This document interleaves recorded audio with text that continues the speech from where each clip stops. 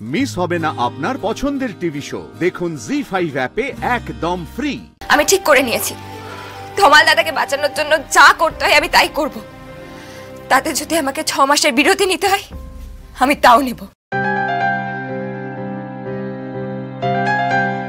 Madam madam please আপনি আমার ব্লাডটা নিন না। সে তো নিতেই পারি, কিন্তু ম্যাচিং প্রসেসে তো সময় লাগবে না? লাগুক ম্যাডাম, ঈশ্বরের যদি ইচ্ছে হয় তাহলে তাই হবে। আপনি প্লিজ পিয়ালের টেস্ট করার ব্যবস্থা করুন, দেখুন কতটা ম্যাচ করে। ম্যাডাম, আপনার এখানে নিয়ম কি? অনুমতিপত্র আমি সই করলে হবে? এক মিনিট, এরকম ডিসপিউট থাকলে আমাদের কিন্তু ওয়েট করতেই হবে। তাছাড়া আরো অনেক সরকারি প্রসিডিওর আছে, সেগুলো ফলো করতে হবে। মিস্টার রায়চৌধুরী, আপনারা আগে নিজেদের মধ্যে ঠিক করে নিন কি করা হবে, তারপরে প্রসেসিং শুরু হবে।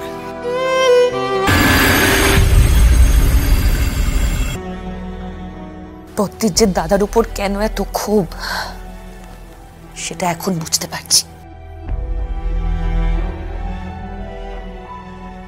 বাবা হয়ে ছেলেদের কেয়ার করো না, অন্যদের কেয়ার করো বেশি। এটা আমি নিতে পারছি না কিছুতেই না, কিছুতেই। কাকিমণি কোথায় যাচ্ছ?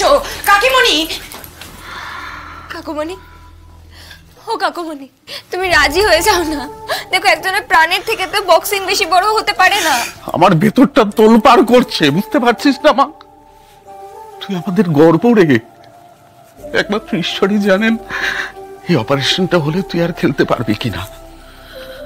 তোর তমাল দাদা সেটা ভালো লাগবে? হ্যাঁ কাকুমণি, তুমি যাই বলো না কেন, আমি ভেতরে যাব, গিয়ে ডাক্তার ম্যাডামকে বলবো যে আমি তৈরি। সবাই রাজি, কারোর কোনো আপত্তি নেই।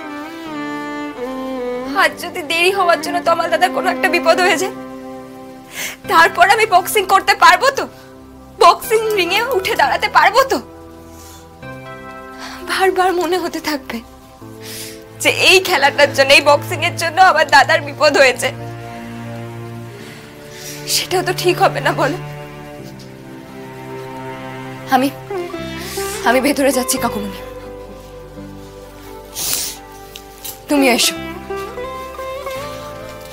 চলো, তুমিও ডাক্তার ম্যাডামকে বলবে। চলো না, চলো ফুলকি, চলো। সুধা, তুমি এক্ষুনি দাভাইকে ফোন করো, ফোন করে সবটা জানো। হ্যাঁ তানু, আমি এখনই ফোন করে সবটা বলছি।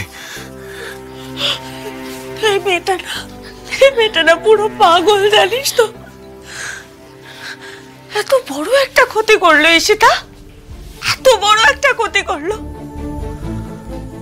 ওর না কোনোদিনও ভালো হবে না, হতে পারে না, হতে পারে না।